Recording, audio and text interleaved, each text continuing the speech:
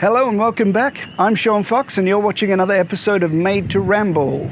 Today we're at Sorrent Quay, Hillary's boat harbour, not far from my home, and we'll be taking a look at the Sigma 18 to 35mm f1.8. So this is kind of an episode of Talking Tech, but it's also a lifestyle travel video of sorts. I'll be juggling two balls, so to speak. Multitasking. That's what I'm doing. I'm multitasking. And in the interest of changing things up for the new year, I have here with me as my model and muse, my very good friend Koichi. Hello. Who you may recognize from many of our music videos. Koichi has kindly agreed to help me out with this video, which means you won't have to spend the next few minutes only staring at my ugly mug. Yay! Let's get started.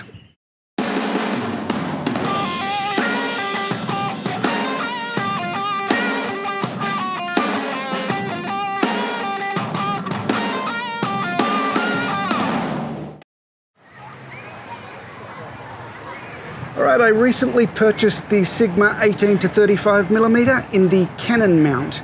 Now I don't have a Canon mount camera, but I'm easily able to adapt the lens to both my Panasonic and Sony cameras.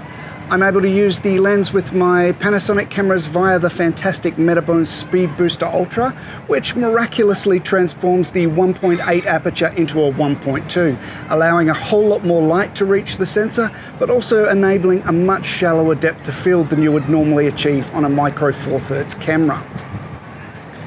For mounting the lens on my Sony A7Rii, filming in super 35mm mode, of course, as the lens is designed for an APS-C size sensor, I use the Sigma MC11 adapter.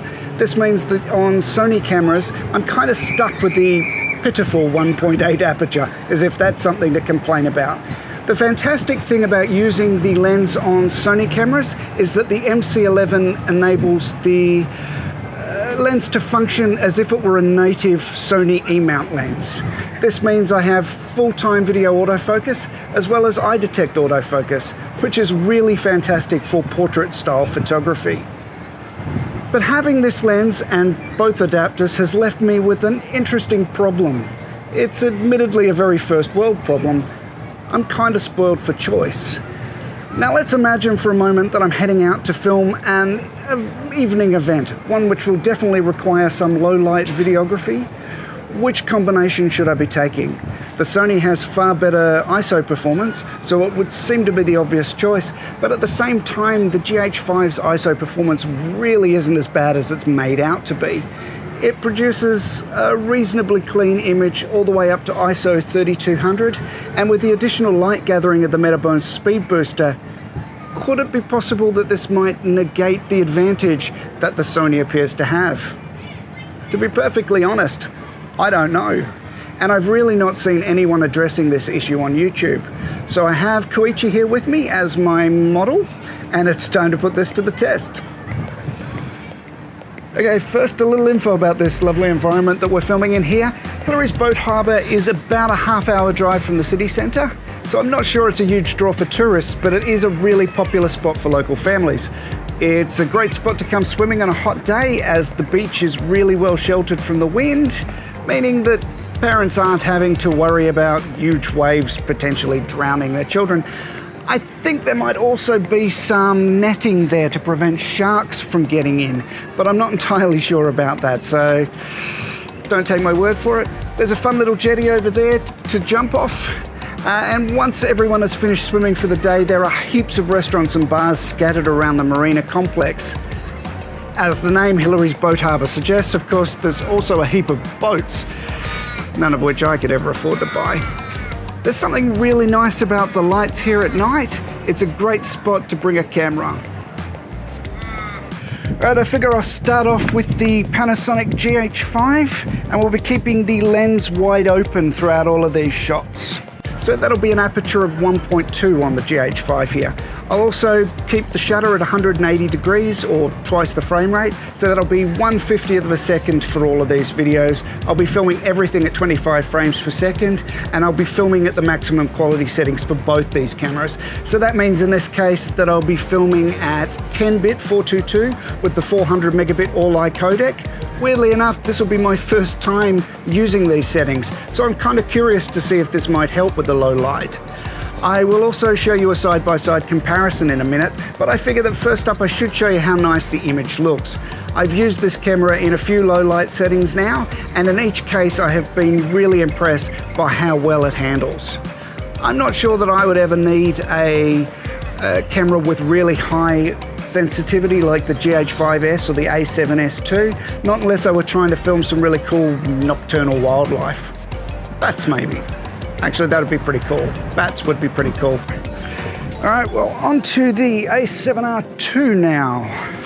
I'll just have to grab that lens. Okay, that'll do.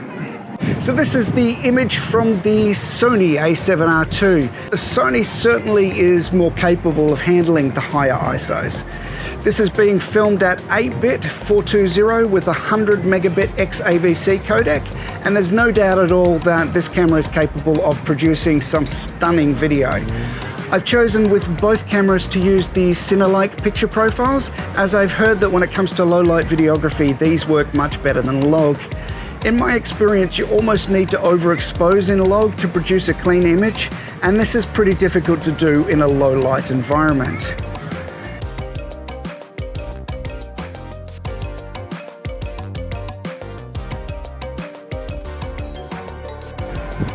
And so now a side-by-side comparison. What do you think? How does the Gh5 hold up against the Sony? Okay, so what do you think? How does the Gh5 hold up against the Sony? Are you surprised by the results, or is it just as you predicted? Let me know what you think. I would love to hear your opinion. If you have anything at all to say on the subject, let me know in the comments below. Are there any other comparisons that you'd like to see perhaps? I'm really interested in seeing my subscription count rise this year, so I'm trying to create valuable content that I can bring to my channel so as to attract more viewers. It's also just really nice to hear from viewers, if only just to know that people are in fact watching. So on that note, I'll wrap things up for the night. If you enjoyed this video, hit the like button down below, and if you haven't already, subscribe. Koichi and I will have another music video coming next week. We'll be doing a really funky little cover of Lenny Kravitz's awesome tune, Always on the Run. I'm a huge fan of that song, and I love the way our cover has turned out, so I'm pretty excited to bring it to you all. So until then, thank you all for watching, and I'll see you again soon.